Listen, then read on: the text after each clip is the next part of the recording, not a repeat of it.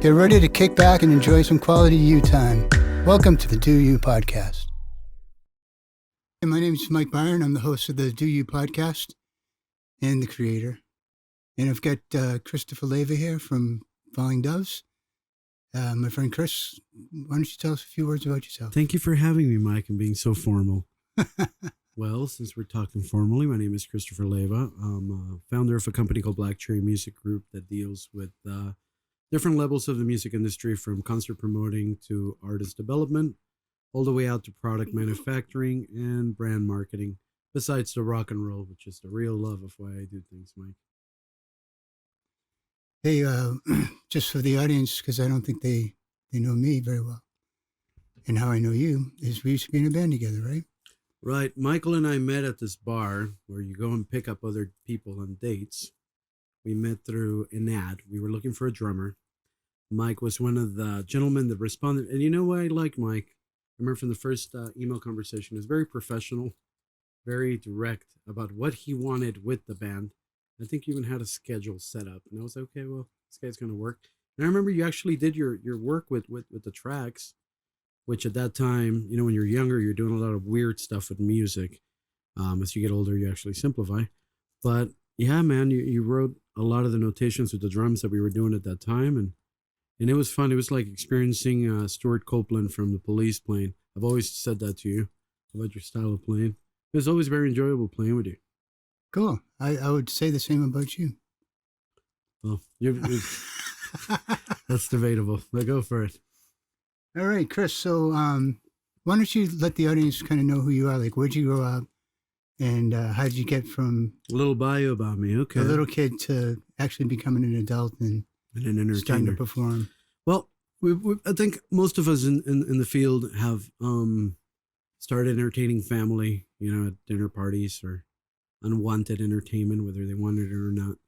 Grew up in Mexico City. I was born in 1980 down there, and came from a pretty good family. Professor and hardworking. Oaxaca? Father in sales. No. This is Mexico City. My family is based from the mountains of Oaxaca, which are very, very traditionally indigenous based. So my mother did instill a little bit of the traditional indigenous culture into me, as far as Mixteco, which I can't speak now, which is the old tongue. So we're very, very deep in our roots when it comes down to that part of my life.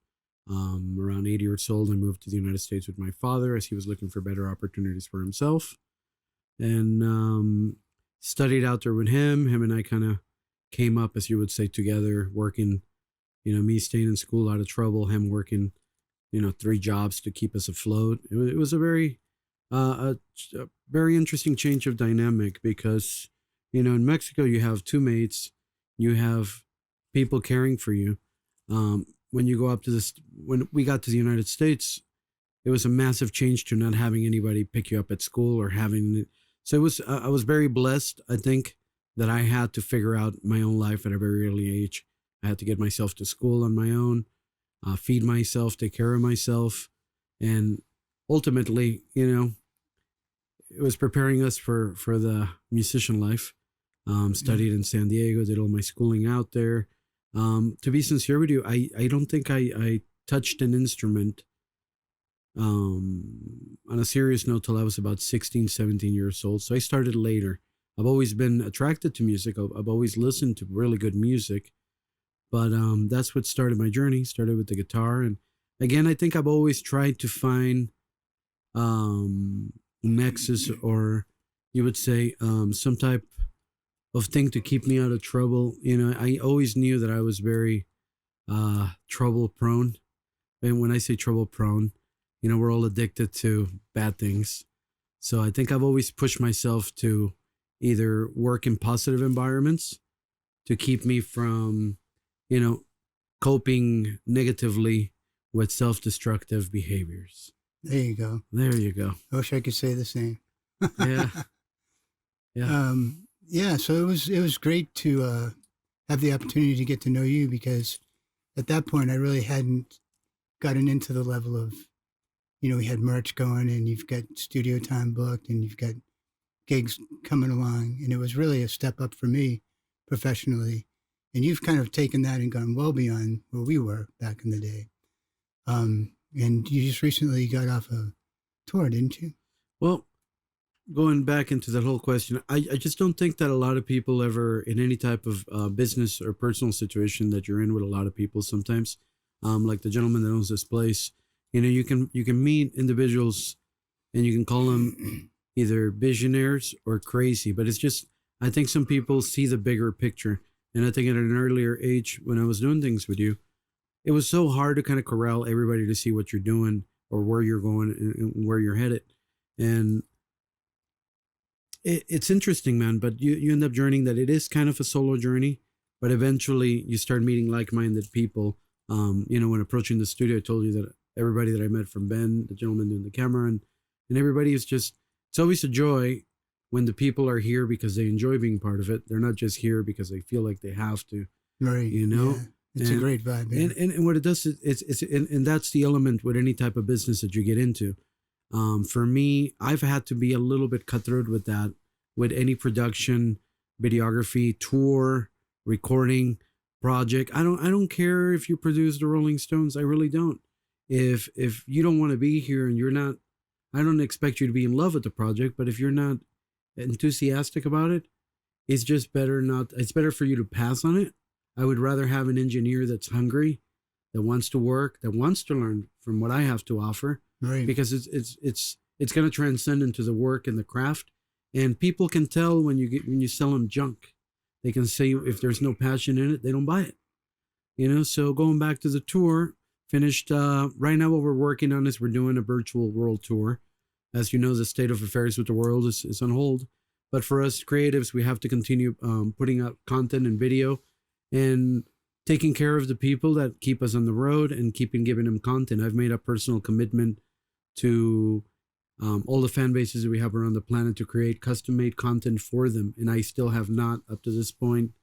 There hasn't been 1 month where I haven't given them either independent releases for their market or custom promotional merchandise for their area. Right. You gotta also, I think I'm in a level where I'm not that big. So I still have a good grasp of communication with my, I call it a grassroots fan base, but I'm able to still expedite orders. The other day I was just like, I got out of bed a little burnt up. I was like, I always remind myself, I don't have any room to be to complain about anything in life, because it really is a joy to be able to wake up and write thank you notes to people that are buying my stuff, to send them, records. It's a joy to be able to do this and still handle, personal sales with some of these people. Yeah, it's kind of like the Bernie Sanders motto: small donations from a whole bunch of people. Mm-hmm. Sort of grassroots. And that's what it is. And literally, I kind of use that word. Thank you for contributing to my art. Your funds go towards creating more content so I can continue making, creative things for all of you guys. Now, you said that you started off by playing guitar. What about your vocals and singing? Oh, that was a long journey, man. I've always sang, but I think singing, there's people that just wake up and they're just talented people, incredible singers. For me, it was not really. Here comes the gig. Now I'll tell you this gorgeous story. The journey for me started first in songwriting, right? So I remember there was this incredible songwriter named Steve Poltz. I still give him credit up to this day. And I would go watch him. He wrote a lot of songs for Jewel in the 90s and got her to, the top single. So I would spend a lot of time with him, and he would teach me chords. And then I go, well, Mr. Poltz, how did, I admire his vocal tones, because he was able to sing low, mid, high, and in these really just great tones. But what I loved is his voice told a story. So his voice was the ultimate confessional delivery of his soul. And I wanted that. I really wanted to be able to sing like that. And I just go, well, I'm like, what? I'm 17 years old. I go, well, Mr. Poltz, so like, when you're doing this, what do you do? I remember I was there with a school report, and he's filling these horrible things, 16, 17. And didn't you And I take a went there bus for a to meet school him the report. first time? Yeah, I used to go to on the bus to all these songwriters, meeting songwriters. And that guy was in the paper, so I go, that's who I need to meet. And I remember spending time with him. And he's like, well, Christopher, it's like you need to drop out of school, sleep with a lot of women, smoke a lot of cigarettes, and do a lot of drugs, and then you can sing like me. Now, mind you, he's my age now at 40. And, Right. you know, it's nice because up to this day, he's still, now he's a peer instead of a mentor. But it's interesting, you know, because you go through these things in life and these moments in life. And I remember one time when just my life was really fucked. I was sorry to cuss, but I remember calling him. And I go, well, you told me to do this stuff. Now you tell me what to do to get out of this. And he goes, you know, he's guided me through heartbreak. He's helped me navigate through this life, man. And it's been a joy to have that human being in my circle. He's nuts. What am I doing listening to this crazy man? But he's and definitely I'm a better songwriter, singer because of him. And the voice eventually matured. Because when I was with you, I would say my voice was not trained. It would, and I was taking vocal lessons. But the thing is, you can't mature, you know, just like you can't mature a whiskey or a wine any faster. I wanted to be better, but no matter how many lessons I got, you know, my voice had to grow, it had to develop, it had to age for it to be where it's at. Yeah, you know, interesting. And I'm so happy right now where it's at. You know. You know, while we're on Steve Poltz, I listened to him a little bit because you've mentioned him before, and I kind of wanted to dig a little deeper before the interview. Mm-hmm. He just put out a record during the quarantine, and he's super prolific. He is, man. He just really, he's an actor too, right? Kinda. He's been in a few movies. Yeah, by default, but that's not his gig. Oh. He's Canadian, actually. And he wrote Jack Frost, one of the songs. Oh, wow, movie. For the soundtrack. Yeah. Yeah, man. So that was beautiful, cool. Beautiful lives. That's a guy you should bring in an interview. I'd love to. That'd be great. Yeah. You have to put in a good word for me. How about Phil Solem? Wow. Well, again, we're going back to, I remember sitting down now I'd be about 19 years old, and I was in college. And I remember sitting down there with the professors. And one day I show up, and in a room like this, and I had my theater teacher, my philosophy teacher, my theater teacher, like my acting teacher, and another coach. And then, well, Christopher, we'd like you to sit down here with us for a minute. I was like, oh man, what did I do?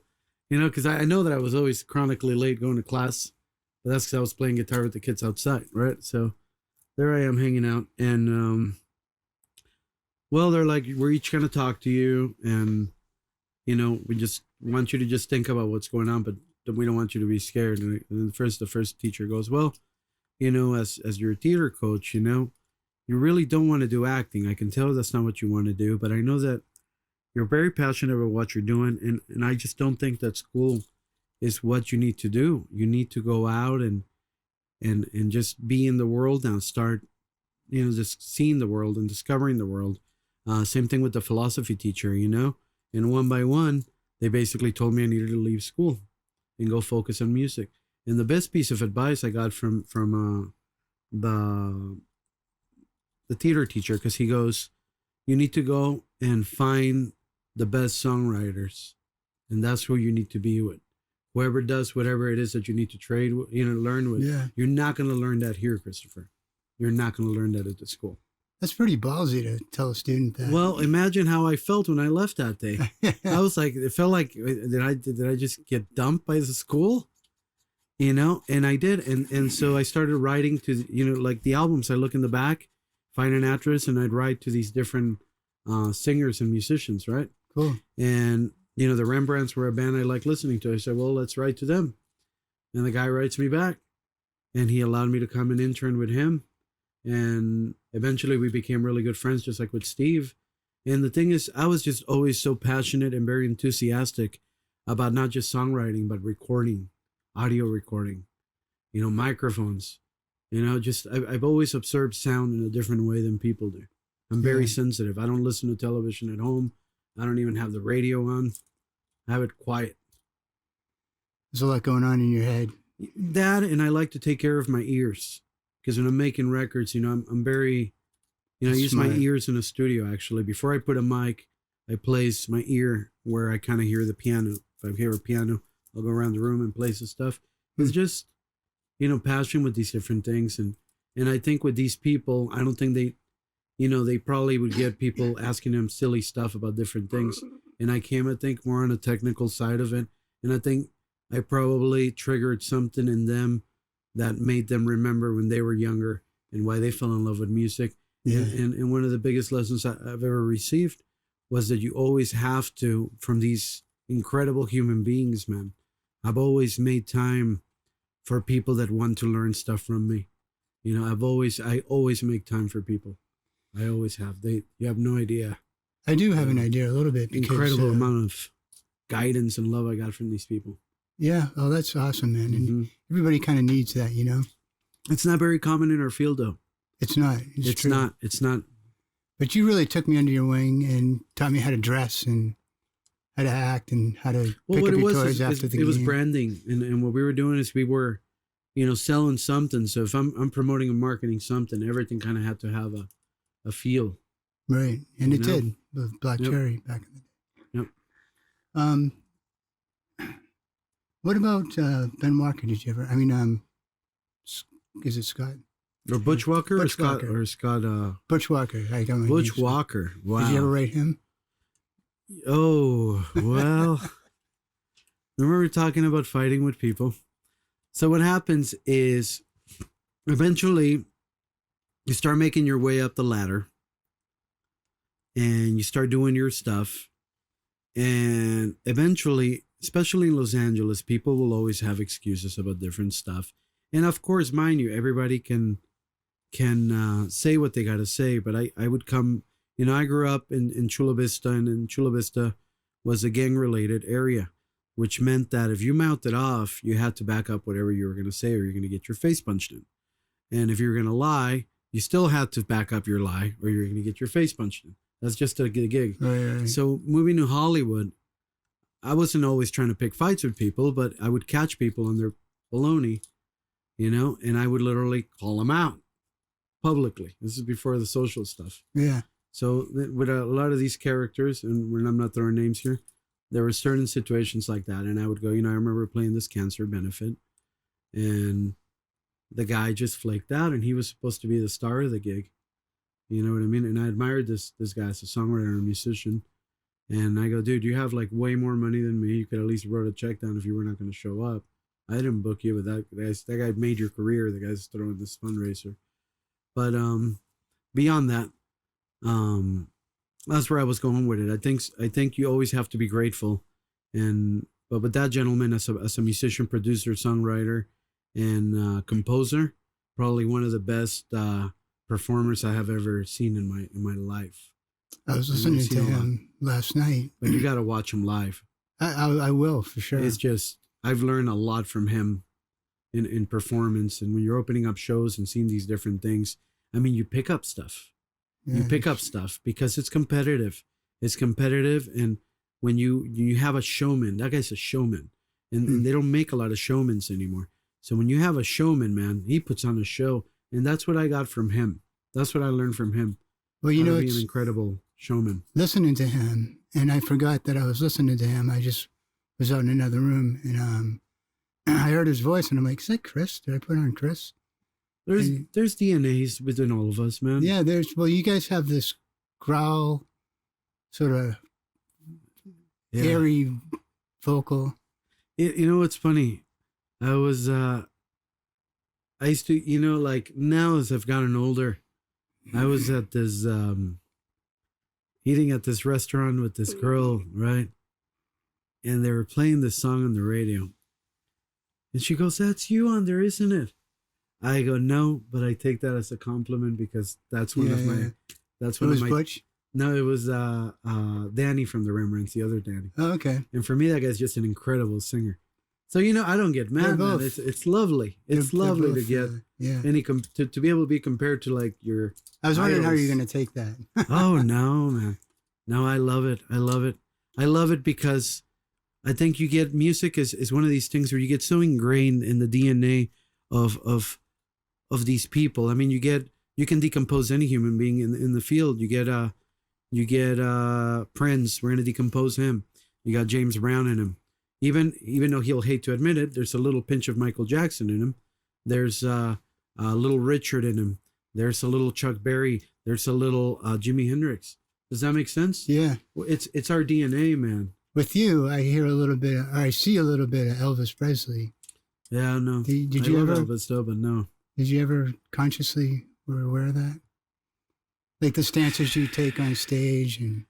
Oh, I don't know about that. Yeah, man, I will tell you where I got a lot of my stands. I remember being a little brown boy in San Diego, and so listening to music and stuff, I wanted to be able to identify to something. And believe it or not, I identified more with Chuck Berry. There you go. I love Elvis, but I couldn't connect with him. Maybe it's because he was too white. I don't know. Yeah. I loved his voice, but there's something. I can only use certain metaphors, so I'm gonna say there was just something kind of cheeky, kind of funny, and I just didn't say that at all with, about Chuck and Berry. with Chuck, it's like, oh, you don't mess with Chuck, man. And so I picked up a lot of moves from Chuck, man. So most of the things you think you might see as Elvis is more Chuck. There you go. I'm glad I asked that one. Yeah, yeah, and I can see that now that you say that because he's a little rough edged and well dressed. Yeah, but brown-eyed, handsome consummate man, performer, man. Yeah, very cool. Hey, we started talking about your virtual tour. Mm-hmm. How did you end up deciding to go on tour in July? And I gave them, what do you call these things? A writer, and the writer, just spells out everything we needed for the tour. Not one of the things got like denied. And some of these, we were playing rooms. I mean, you're here in Vegas, so you guys would have rooms like the Saloon Bar. Have you ever been there? No. This is a little dive bar up here. So like the 3 Mile? Similar, they're just little dive bars, just little. Yeah. And they were paying us like $2,000 to $3,000 a night for these little dive bars. And we're like, these people are crazy. That's where awesome. are they getting the money from? We eventually found out where the money was coming from. But maybe we shouldn't go there. we can go there, and they don't care. That's why I love them. So we did this tour. Then they get this guy that picks us up at the airport, and the guy has a gun. And I was like, okay. He's like, yeah, I'm going to be your bodyguard through the tour. I go, oh, man, like, what are we in for? Yeah, really. He's like, well, the promoter thought it'd just be best if we had somebody there with you guys. So now we got this guy that's literally just walking around with us with a gun. And I'm not a fan of guns, man. I don't like them.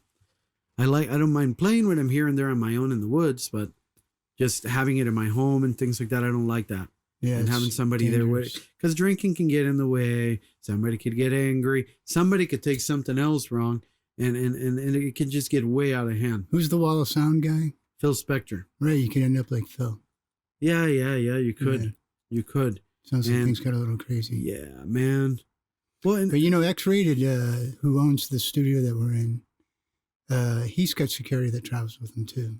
But I mean, you have to understand that's it's with certain people in certain fields of the world, it's important. I think because I have friends in the hip hop community, man, and there's a lot of jealousy, there's a lot of anger, there's a lot of just people. It's kind of like growing up in gangs, dude. There's a lot of people that just want to take you down. Yeah, literally take you down so they can come up with. For what? To sell more copies of their record, I was out in the parking lot. You met Stax on the way in? Maybe. The rapper kid? Mm-hmm. That's with the angel wings on his neck? Yeah. I like him. He was saying the same thing on the parking lot when we were waiting for you to come on back. It's just how that goes, man. So, but I think for us in rock and roll, we're not out there, It's a different gig. So, yeah. But I understood that where we were at, why somebody had to come like that with us, and with both of those realms, like I said, unfortunately, with gangs, no matter how much you move around in life and get around it, some people still either are angry with you or still feel betrayed, or whatever fantasies are there in your head. And I feel that the better you do in the industry, your brain becomes more aware of the world. So it's not that you're not prideful of where you came from or proud, but your brain changes and you have different needs. So whether it's intellectual stimulation or or more of community based thought, or more on the spiritual base, that's where you get some of these millionaires, man, that after they bought their hookers and thrown their parties, they want something more. Yeah. You know, and they bought, you know, they have so much money that now they want something else that's going to fill their heart and life and all of that. Yeah, that's really a lot of people find themselves sort of going through midlife crisis type of thing. Yeah. You're at that age now, kind of. Not yet, but I've already, you know, I started my journey in this, in community work, and because a lot of stuff I do when I do tours, and I don't really talk about it. I don't take photos. I don't like that. I do social work, so I'll stop by the hospitals. We'll play either before we come in or when we leave, and we do that, or we teach, or we'll stop by with some of the money that we make on the tours, and we'll buy guitars for kids and drop off the guitars to the kids, or we'll go and you know, in Australia we do a lot of the wildlife rescue type of stuff. So we'll go we'll donate money towards that stuff. How did you end up from there in Nebraska or wherever the hell you ended up doing your tour to Liverpool? Well, I mean, Liverpool, I have a very personal relationship with the city of Liverpool for 10 years now. I've been going there for 10 years, you know? And when I arrived there, you know, as you get older, things start making sense. At that time when we arrived, even though I was a massive Beatle fan and I wanted to go in there and start seeing how everything worked out, we ended up there by accident because we were actually going to Sweden for a tour, and that was one of our stopovers, and our luggage got stuck or lost. Our guitars were 1 day behind or 2 days behind, and so we stayed in Liverpool extra longer, and we met some people there, and then our gear never came until like a week later, and we had to keep going to their shows. But we met family there. And when I say family, people that just took us in and got us shows and gigs. And that's just been my relationship with that city. I really owe them my career, to be sincere with you. Because before Liverpool launched me around the world. Really? And as silly as it sounds, because we played the Cavern, that opened up Beatles, our door. That would open up our door to Japan. Because of Japan, we were able to get into Australia. And because of that, we were able to get into other parts of Europe. But before that, nobody wanted us. So if it wasn't for Liverpool, I would not have a sustainable musical career, to be sincere with you. Wow. Well, I owe that city beyond, man. And you met Pete Best there too, right? The former drummer for up to one of my little adventures there, and so now I became family with those people. Yeah. Now, what was your role with the Beatles Museum out there in Liverpool? The Beatles stuff. Okay. So what was told to me, I got this lesson early on with the people from the Cavern, and they said, Christopher, it's okay to diddle around with the Beatles stuff, but you want to be very careful not, and I want to say the name of the gentleman, Mr. John Keats, was the director of the Cavern. He goes, look, you know, you're not a Beatles cover band. It's good that you do a few Beatles songs here and there, but you got to be very careful how you play with the fabric of the Beatle thing, because it's so easy to get sucked into that world, and then you'll never come out of that because everybody will always associate you with a Beatle thing. Yeah. So for me, it's always been, you know, with the museum, I'm a curator of exhibits, curator of history, historical, you know, things that have things to do with the Beatles that not everybody necessarily knows, or people that were associated with them prior to them making it, not already after making it. I should have ran this by you before, so if we need to cut it out, we will. But what's the real story behind Pete Best and Ringo? Well, I am in liberty to speak about that. So, working for the Best family in the Casbah. A little bit background on the Best family. So basically, when the Beatles first started, they weren't the Beatles, they were called the Quarrymen, and they had the Moondogs and all these other names. They would come to the Casbah. The Casbah was a big house that was purchased by Mona Best.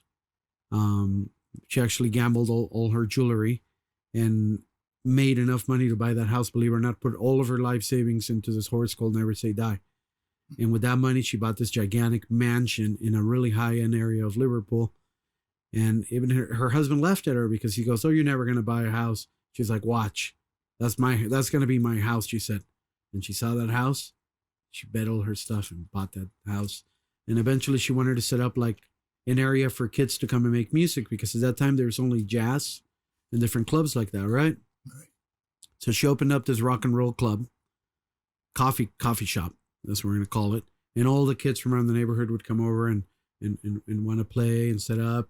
And John Paul and George started painting the place, and she'd let them play because they paint it, kind of just assistant. Oh, no kidding. Yep, and that's how that got started.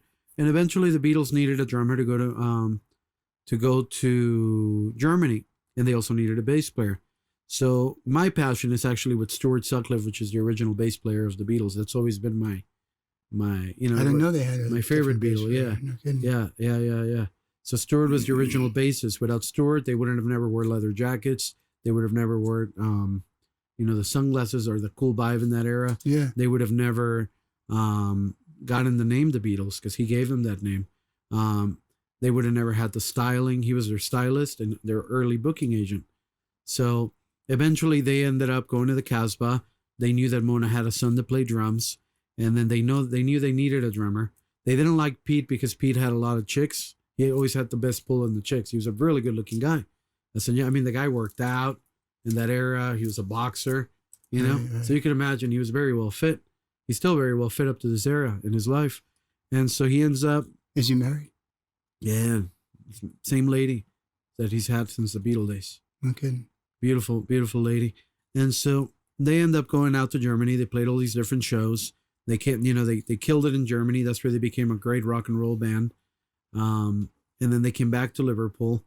The mother put together a bunch of different concerts for them. Then the mother became their manager.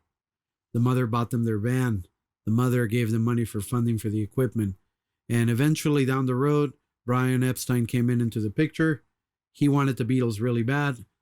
So he told Mona, "Well, I want them." And Mona said, "Okay, you can have the boys and I'll sign over the contract to you, but you got to get them a record deal." So Brian went and got them a record deal. He went all over the place trying to get them a record deal with EMI and Capitol and all these different places.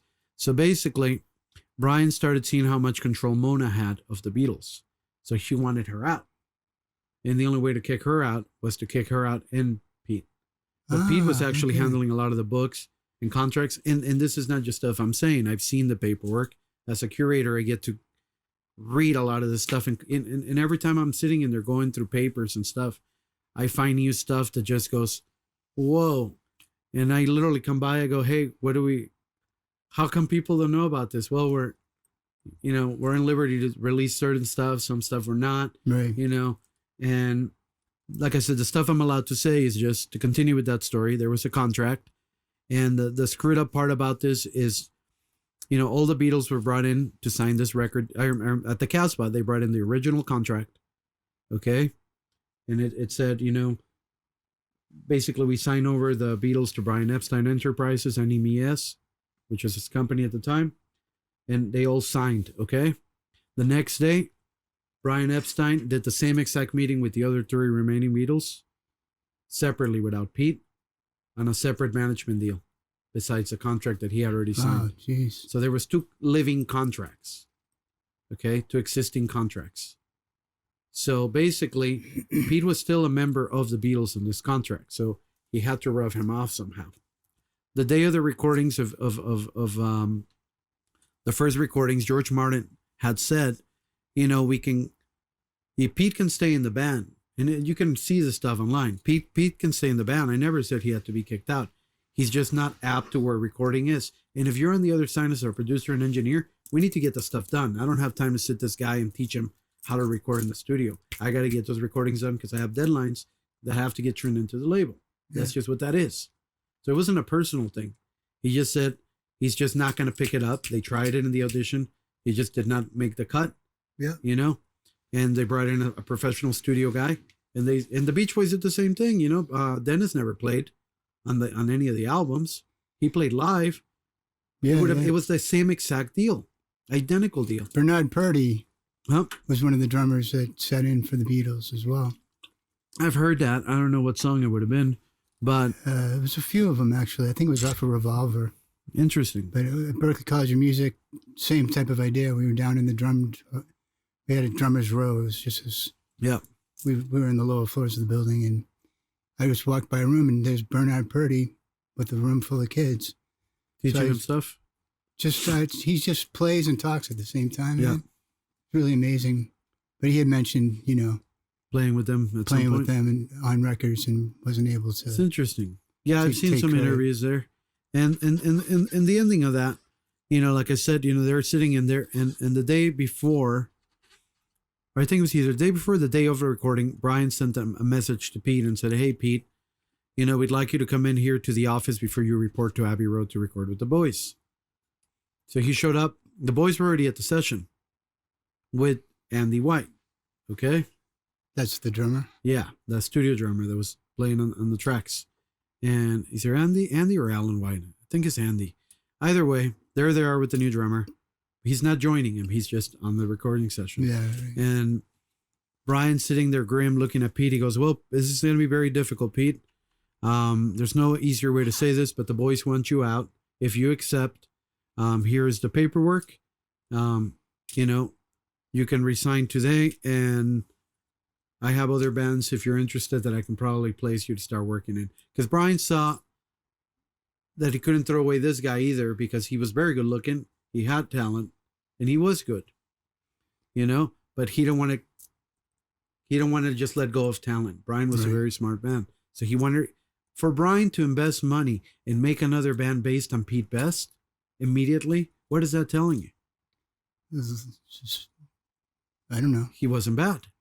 Why would you invest all this money into another human being that you just kicked out of the Beatles? If he was terrible, you wouldn't have a nice day. Here's your check. I see what you're saying, have right. a great freaking life. He still managed Pete for a while longer.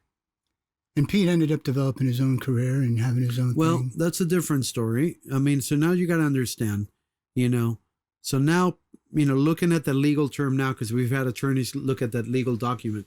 And when you're looking at that contract, when you're reading the different lines on it, I just said the word to you and I read it to you verbatim. The boys want you out if you accept. What does that mean, if you accept? It's an option. He had an option. He could have said, "No, I am not leaving the Beatles." Oh, But he was so young, he didn't know this. He didn't have an attorney with him. So he was signed, but he kind of gave it up unwittingly. Basically, if they don't want you, unknowingly. Right. Yeah, so he signed the damn paper. But if he would have just waited 24 hours, which I always tell people, wait 24 hours before signing anything, unless they're throwing cash in hand in you, wait 24 hours.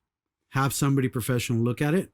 And if they can't wait for you for that, everything can wait. I mean, come on. Yeah, right. Yeah. And the whole world will change. If he would have waited 24 hours, he would have brought that contract back to the mom, because the mom was such a badass. She would have had that contract seen by an attorney, and everything would have been different. Yeah. But because it wasn't, he signed himself away from the Beatles. So the Beatles didn't kick him out. He kicked himself out without knowing he kicked himself out. But he had rights. It's kind of like stocks.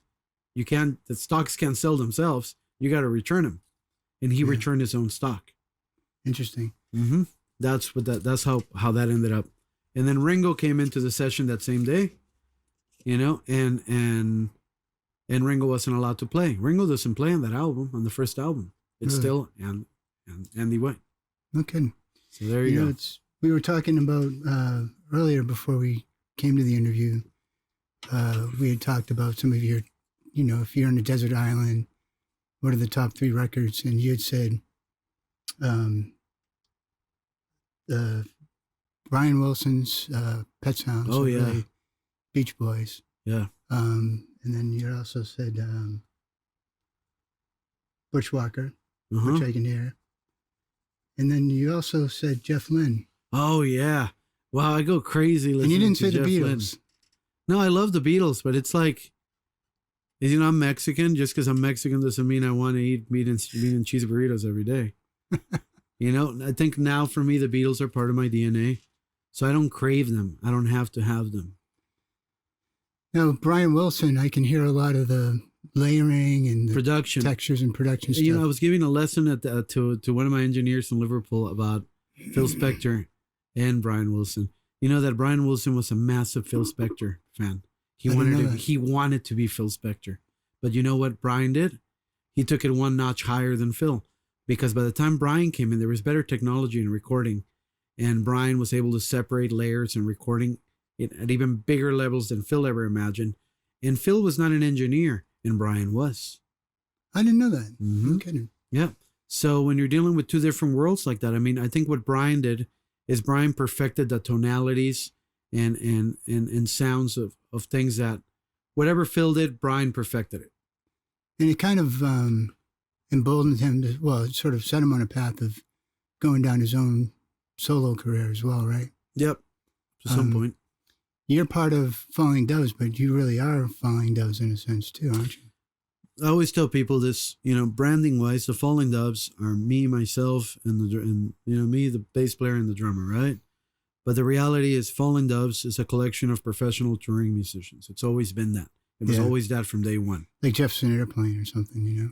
You could say that, but everybody contributes though. You know what's beautiful is everybody contributes. Yeah. So even though like Blizzard was the same way. It wasn't intended that way. There was different lineups with Blizzard, you know? And for me with the Falling Doves now, you know, I have like an UK chapter of the band. I have an Australian chapter of the band and an Italian chapter of the band.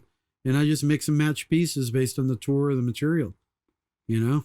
I didn't know you had been through Italy and done that. So. Yeah, so this album actually has the Italian lineup of the Falling Doves on it. It's got the bass player from Italy, and it's got the Francesco Crenaglia. Yeah, that's my session studio drummer. So I mean, I have my drummers. When they can't cut it, Francesco nails it and sends it back. Great, man. Yeah, he's amazing. Awesome. Yeah, thanks for this vinyl. You get some really cool merch, man. Oh, man, hope you enjoyed it. There's so much love in it. You know, that jacket on that cover. So the funny part about this and how this thing got going. So I go to Italy to work on an electronic record with a producer out there, and they paid for my flight and food and put me up in this amazing chateau. And I was working on these songs for them, and they were just decomposing my songs in such a horrible way. And I go, and eventually we were able to find the angles to working together. And I go, well, you guys make the music and I just come and write lyrics and I'll sing to whatever melodies you guys put together instead of writing composition. Right. Because electronic music doesn't always necessarily have to have a storyline, and it's less words and it's more repetitive words. Yeah, and if you can make those words deep while you're doing it, amazing, you know, but it's not required. They just want to sing along. But I started getting frustrated, and I had written these really cool songs because I thought I was going to make a rock record. And they gave me one day of studio time. On the day off, I came in with the session drummer that I saw that played a show for me. And I just brought him into the studio because we just clicked. And I go, let's make that record together. And him and I made the record in his garage, old school. And we recorded that, and we just layered it in less than 24 hours and made that whole record. And we had a blast doing it between the knowledge he had as an engineer, me, the knowledge as an engineer, and we just worked like we were on a race. It was so much fun. That was like a Pro Tools sort of approach, yeah. And I had a bunch of ribbon microphones. And so the leather jacket you see on the cover is my leather jacket that I've always had. Oh, no kidding. Mm-hmm. So, you know, it's all weathered. If you see the back of it, it's been around the world a bunch of times. And the cover came because I was trying to find a good cover for it. And, you know, I went through a bunch of different people till eventually, you know, I sent, I was talking to a friend on the phone, and he took a screenshot of me on the Instagram thing. You know, you can FaceTime each other. Mm-hmm. And he goes, look, and he sends it back to me. He's like, that's your cover, dude, your necklace and your jacket you're wearing right now. And I go, wow, dude. Yeah, it's cool. I go, okay, I'll take my jacket off and photograph it properly. And that's what became the cover. He says, because originally this was going to be a solo album. That's why it's called Electric Dove instead of Electric Doves. It was going to be just Electric Dove. There you because go. It was just me solo going at it. Yeah. But eventually, you know, everything is it's still the band. It really is. Yeah. How did you come up with the name Falling Doves? I was in England. So after Blizzard, I played in a couple other little projects I put together, and I was in England eating breakfast, and I was talking to this label, and they just did not want to put a solo record out because they said that solo artists don't sell out unless you're doing pop. For rock and roll, it's very hard to sell like a Bowie nowadays or a T-Rex. It just would not work, So he said, come up with a band name and we'll put up, a studio band together. Just make sure it's the same band so the album's cohesive.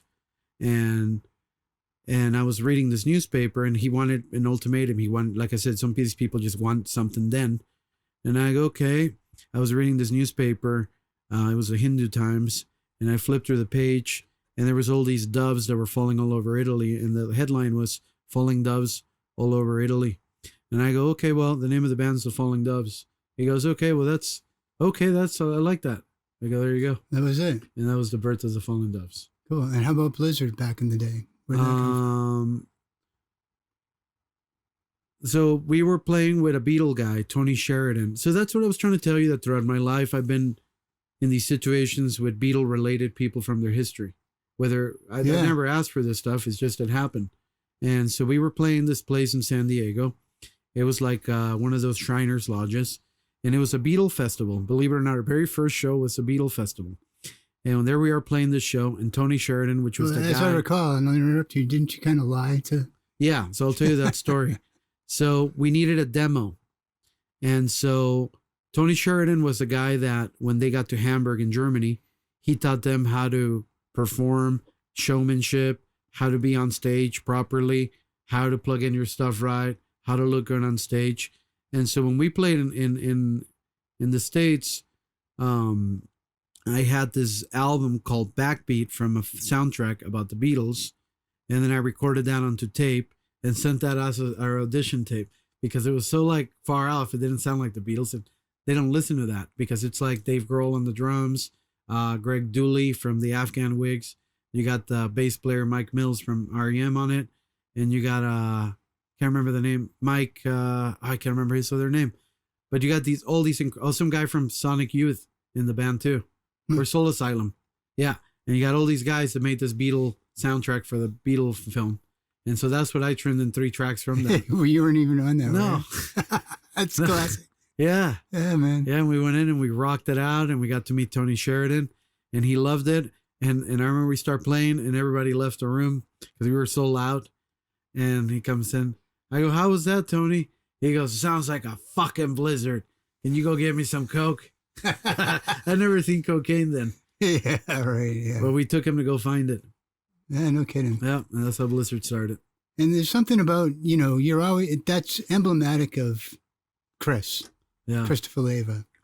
Is you're always taking chances, taking risks, putting yourself out there. You have to. That's how things come along. Like I asked you, how did you find your accommodations when you came back here? As you were staying in some guy's yacht or No, whatever? you know what's beautiful about this human being is I was coming back here.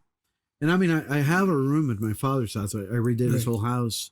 But as we get older, and I don't mean to sound weird, is we need more space. We have different habits, attitudes. Like if I want to sit down at home and smoke a J, I can't do that at my dad's house. Yeah, right. It's still his house. He won't care really. But I like to just put on a record sometimes, a little vinyl, sit down with my cocktail and smoke a J and just relax. When you're at home, there's not that freedom because they're waiting for you to do something with them. Yeah. And so I like to and so on the way back, a friend of mine goes, hey man, if you're heading back out, it'd be nice if you wanted to stay at my yacht and just watch it for me. I go, awesome. I would love that. And that's how I ended up in his boat. Yeah. And so your advice was, don't be an asshole. Just gratitude, man. It's very key. Gratitude, man. And take what you get. Well, I mean, you know what I mean. You have to be able to roll with the punches, I guess.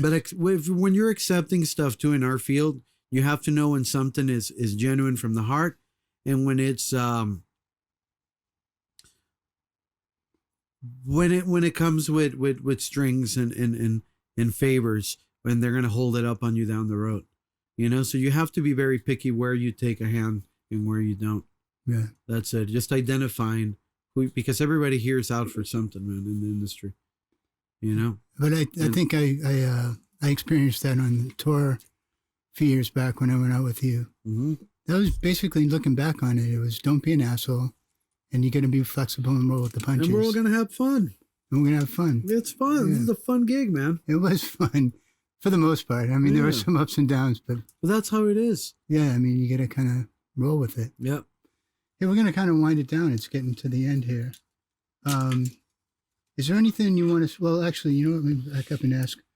Is there any accomplishment, something that you're super proud of that we haven't touched on that you want? Yeah. So I remember in the interview you had sent me,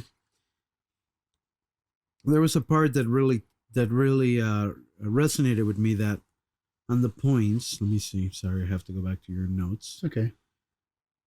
Dun, dun, dun, dun. Let me see where you sent it from. I think it's in the winding down. Yeah. Let me see. Very end. Here we are. You sent me updated notes. You had said something about... It was something about the spirit of... Actually, we were talking about that in your...